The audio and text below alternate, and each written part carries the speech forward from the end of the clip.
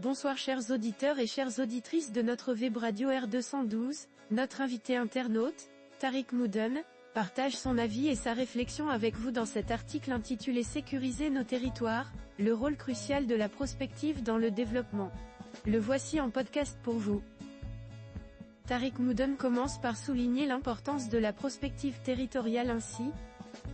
La prospective territoriale, ou l'anticipation territoriale, est capitale pour engager puis accompagner des transitions durables au Maroc, écologiques, énergétiques, culturelles, économiques, sociétales, etc. Les réalités territoriales nationales d'aujourd'hui permettent de constater que davantage d'efforts méritent d'être fournis et que l'innovation et la performance devront être au cœur des méthodes nouvelles à privilégier, telles que la prospective ou l'anticipation. Explication.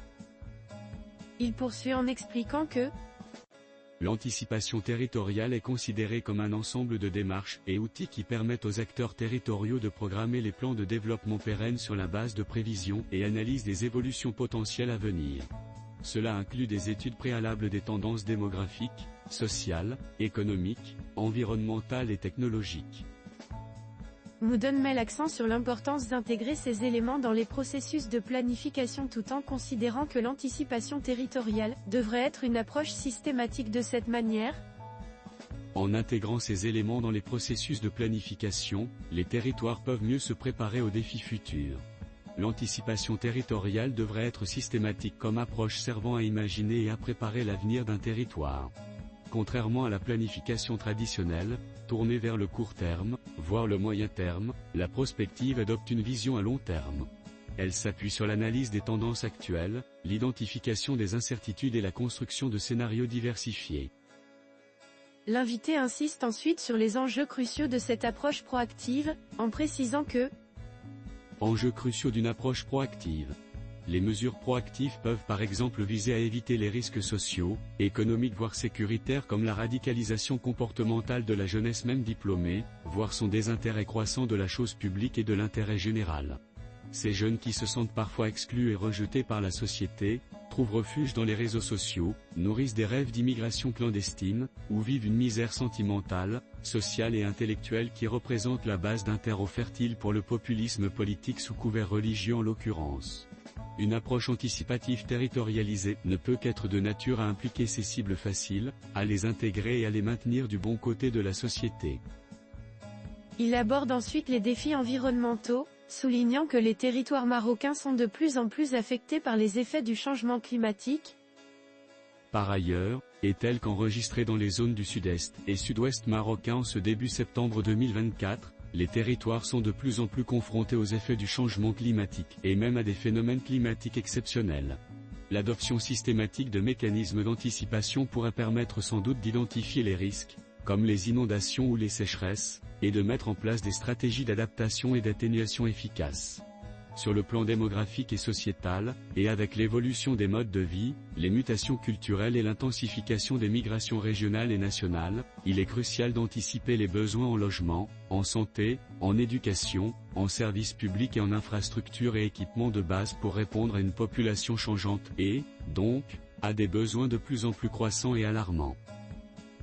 Sur le plan démographique et sociétal, il note que il y a désormais un besoin patent d'anticipation et de projection pour intégrer les enjeux d'avenir tels que les évolutions économiques, les mutations sociétales et démographiques, ou bien le changement climatique. L'accélération des changements au niveau des territoires rend l'avenir de plus en plus incertain, ce qui impose une planification stratégique territoriale vue caractéristique de volatilité, incertitude, complexité et ambiguïté. L'anticipation s'impose de ce fait comme un outil stratégique majeur car dans un monde en constante évolution, marqué par des défis environnementaux, économiques et sociaux, savoir anticiper les besoins et enjeux futurs est essentiel pour bâtir des territoires résilients et durables. Il se demande alors comment anticiper concrètement en ces termes. Comment anticiper ? Concrètement, comment peut-on anticiper ? Je crois que la clé réside dans l'adoption d'une planification stratégique inclusive basée sur la prospection, l'analyse des données et l'implication élargie des acteurs du territoire. En combinant analyse, réflexion et créativité, l'approche anticipative permet aux acteurs locaux d'anticiper les défis et d'explorer les opportunités futures. L'élaboration de scénarios prospectifs sur les différentes trajectoires possibles d'évolution d'un territoire permet d'évaluer les conséquences de différentes décisions. Certaines mesures ou actions pourront être tout simplement mises de côté pour éviter toute externalité négative probable. Ensuite, l'analyse de données statistiques et de modèles prédictifs est à considérer afin d'aider à mieux comprendre les tendances certaines et à anticiper les évolutions probables.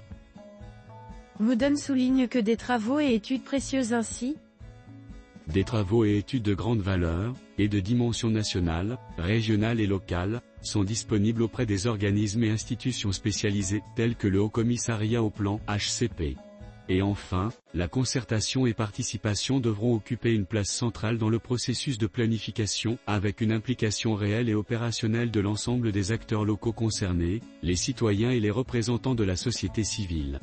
Ceci viendra créer un environnement d'interaction pour enrichir les réflexions et renforcer l'adhésion au programme et leur durabilité. Enfin, Tariq Moudon conclut en affirmant que l'anticipation territoriale est un levier essentiel pour développer des territoires durables face aux défis futurs de notre temps. En intégrant cette démarche dans les politiques publiques de développement et les projets locaux, les acteurs territoriaux seront mieux outillés pour considérer puis faire face aux incertitudes de demain. Il est temps de prendre conscience de l'importance de cette approche pour bâtir un avenir meilleur pour tous. Mais si de telles approches anticipatives sont à présent vérifiées et communément acceptées pour un développement territorial durable, leur mise en œuvre nécessite des recettes de nouvelle génération appuyées par un changement de mentalité chez l'acteur local, afin de les rendre non seulement intellectuelles mais aussi opérationnelles et efficaces. Chers auditeurs de la web radio R212, merci d'avoir été à l'écoute de ce podcast, et de partager avec nous ce moment d'échange et de découverte. Votre présence et votre fidélité sont notre plus belle récompense. On se dit à très bientôt, si vous le voulez bien. Avec toute notre gratitude, l'équipe de R212.